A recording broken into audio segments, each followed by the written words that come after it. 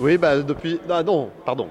Ce soir, l'équipe a été élue, bien sûr, l'équipe que j'ai présidée et portée à cette candidature, mais avec d'autres, et pour former les 45 conseillers municipaux qui éliront le maire samedi prochain. Donc évidemment, il n'y aura pas de surprise. Et donc je suis heureux ce soir d'avoir été reconduit par les Annéciennes et les Annéciens pour les 6 ans qui viennent pour continuer un mandat, dans le même état d'esprit. Si on regarde les chiffres, vous prenez 5 points par rapport au premier tour.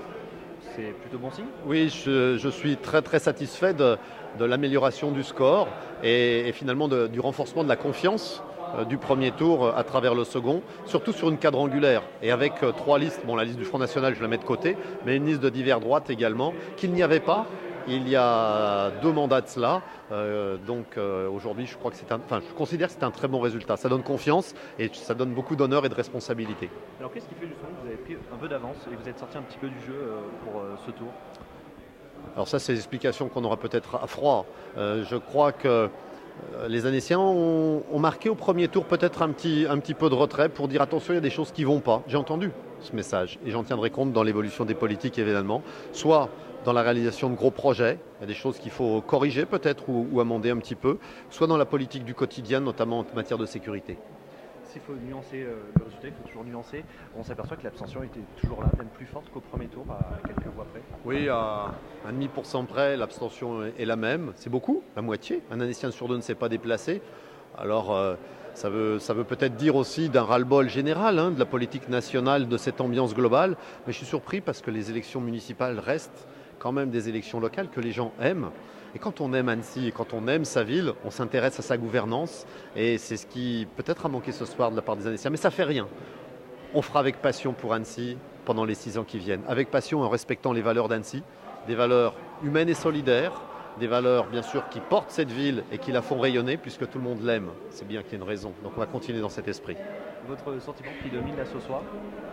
Mon sentiment, c'est de la fierté, je reconnais, de la fierté d'avoir gagné, et puis également je suis très honoré de la confiance qui m'est faite, de pouvoir continuer à porter les destinées de cette ville, bien sûr, mais également de la communauté d'agglomération que je présidais. Et je sais qu'avec les 13 maires de cette intercommunalité, de ce grand bassin de vie d'Annecy, on a encore beaucoup de choses à faire pour développer ce territoire, mais le développer harmonieusement, en respectant bien sûr le lac, ses rives, ses berges, en respectant bien sûr les terres agricoles, en recomposant les parties urbaines pour développer l'emploi, l'habitat, le logement et essayer de répondre aux préoccupations de nos concitoyens. C'est peut-être encore un peu tôt pour le savoir, mais est-ce qu'il y a un projet qui vous tient à cœur pour ce nouveau mandat que vous voulez mettre en place en premier? Les projets sont ceux qui sont dans le programme. Donc il y a bien sûr la vie du quotidien déjà, premièrement. Pensons aussi à la gestion des finances publiques qui va devoir mobiliser chacune et chacun d'entre nous. Ça ne paraît pas, mais c'est important.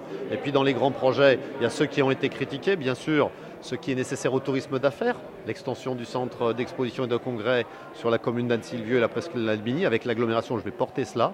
La fin du contournement d'Annecy avec bus à haut niveau de service et tunnel sous le Semnoz et quelques grands développements d'infrastructures, le doublement de la ligne Aix-Annecy. Voilà quelques gros projets qui vont nous occuper dans ce mandat. Et j'en suis fier.